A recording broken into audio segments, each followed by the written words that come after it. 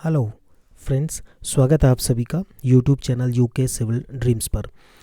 एक नई सीरीज़ उत्तराखंड जी के वन लाइनर रिवीजन आपके लिए लाए हैं, जिसमें इम्पोर्टेंट 10 क्वेश्चंस बहुत शॉर्ट वीडियो में विद इन 7 to 10 मिनट्स के अंदर आपको 10 क्वेश्चंस का रिवीजन प्लस एडिशनल इन्फॉर्मेशन उसके बारे में दी जाएगी, जो कि आपके लिए बहुत ज़्यादा बेनिफिशियल होगी।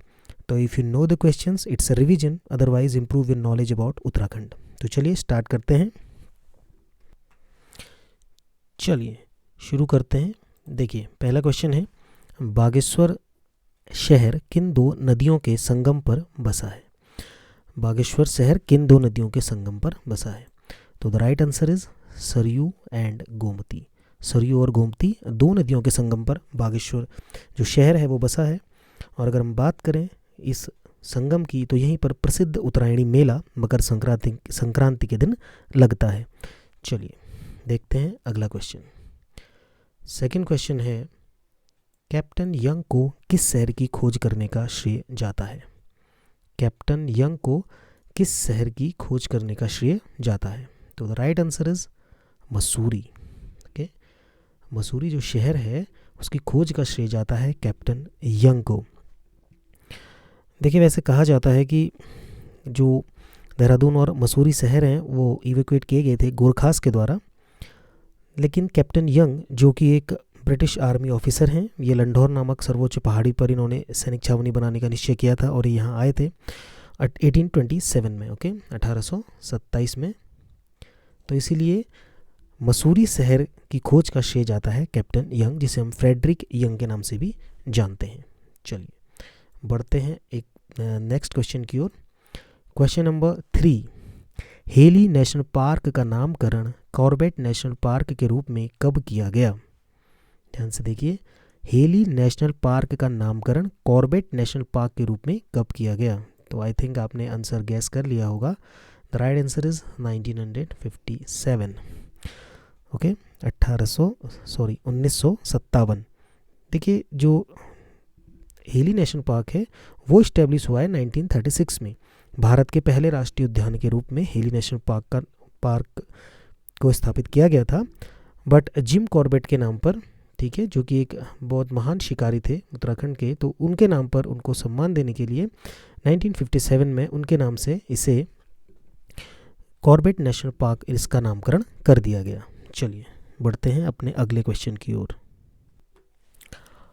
नेक्स्ट क्वेश्चन है, दिल्ली के मुगल राजकुमार सुलेमान शिकोह, आई होप कि ये क्वेश्चन आप सभी को आता है। दिल्ली के मुगल राजकुमार सुलेमान शिकोह को किस गढ़वाली राजा द्वारा शरण दी गई?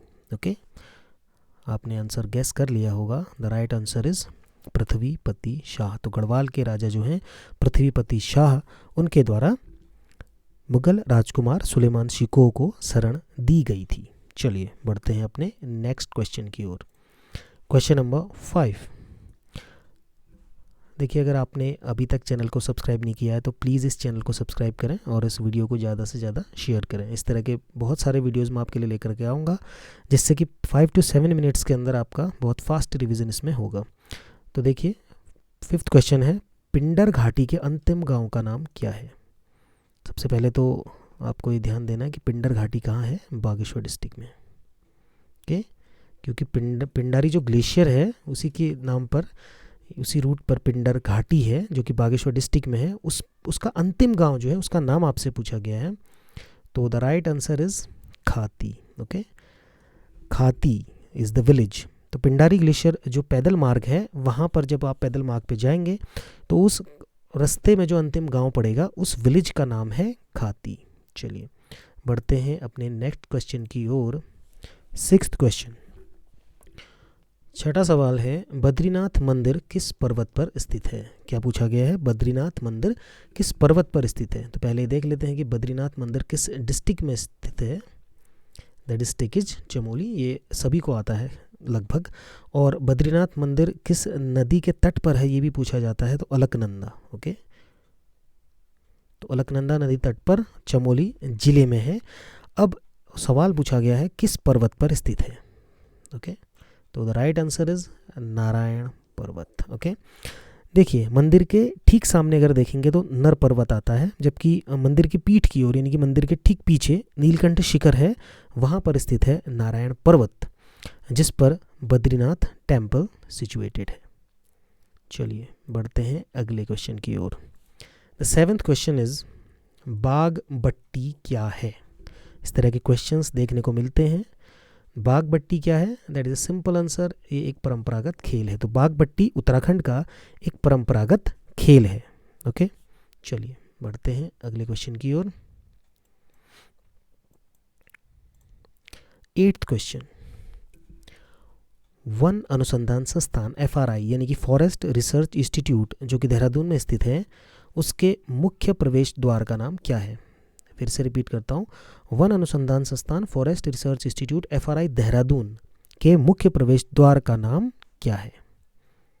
तो the right answer is Brandis gate. Okay, forest research institute जो बिल्डिंग है उसका जो मुख्य गेट है उसे ब्रेंडिस गेट के नाम से जाना जाता है। ओके, 1878 में ये फॉरेस्ट स्कूल फाउंडेड किया गया था डाइट्रिक ब्रेंडिस के द्वारा, जिसके नाम पर इस गेट को ब्रेंडिस गेट कहा जाता है। और कुछ और इन्फॉर्मेशन आप देख सकते हैं कि शुरुआत में तो फॉरेस्ट स्कूल के रूप में शुरू हुआ है ब्रिटिश पीरियड में। ठीक है, देखिए ब्रिटिश इंपीरियर फॉरेस्ट स्कूल के नाम पे ये 1878 में इस्टेब्लिश हुआ। उसके बाद 1906 में इसे इंपीरियर फॉरेस्ट रिसर्च इंस्टीट्यूट नाम दिया गया और 1991 में यूनिवर्सिटी ग्रांट्स कमीशन UGC के द्वारा इसे डीम्ड यूनिवर्सिटी की मान्यता प्रदान कर दी गई। अगर आप FRI देहरादून नहीं गए हैं तो बिल्कुल आपको वहाँ जाना चाहिए। ये बहुत प्यारी जगह है और ग्रीक रोमन आर्किटेक्चर इसका है। अगर आपने अभी तक विज़िट नहीं किया है FRI तो definitely you have to visit this place. Okay, चलिए बढ़ते हैं अपने नेक्स्ट क्वेश्चन की ओर।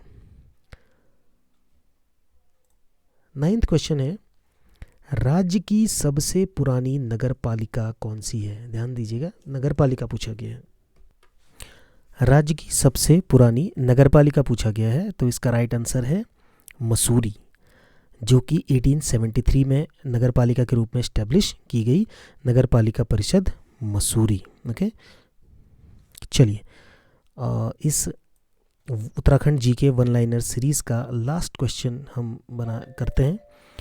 क्वेश्चन नंबर 10 है, चौबटिया उद्यान कहाँ स्थित है? That is one of the easiest questions. Chaubatia उद्यान कहाँ स्थित है? तो the right answer is Ranikhet. ठीक है, चौबटिया उद्यान अगर जब भी पूछा जाएगा तो आप इसका आंसर करेंगे रानीखेत, और रानीखेत किस डिस्ट्रिक्ट में आता है? That is in Almora district. तो रानीखेत, अगर चौबटिया गार्डन की हम बात करें तो रानीखेत से 10 किलोमीटर की दूरी पर है। सेब के उद्यान के लिए बहुत ज़्यादा प्रसिद्ध है। यहाँ पर फलों के ऊपर शोध कार्य भी किया जाता है। ओके, और बॉटनिकल गार्डन्स के लिए भी बहुत ज़्यादा फेमस है।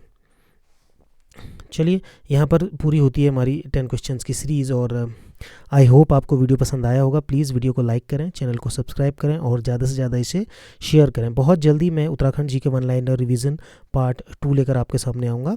प्लेलिस्ट में अगर आप चेक करेंगे तो और भी बहुत सारे आपको एजुकेशनल वीडियोज़ उत्तराखंड PCS की तैयारी से संबंधित, UK SSSC और बहुत सारे कॉम्पिटिटिव एग्जाम्स के वीडियोज़ आपको मिलेंगे।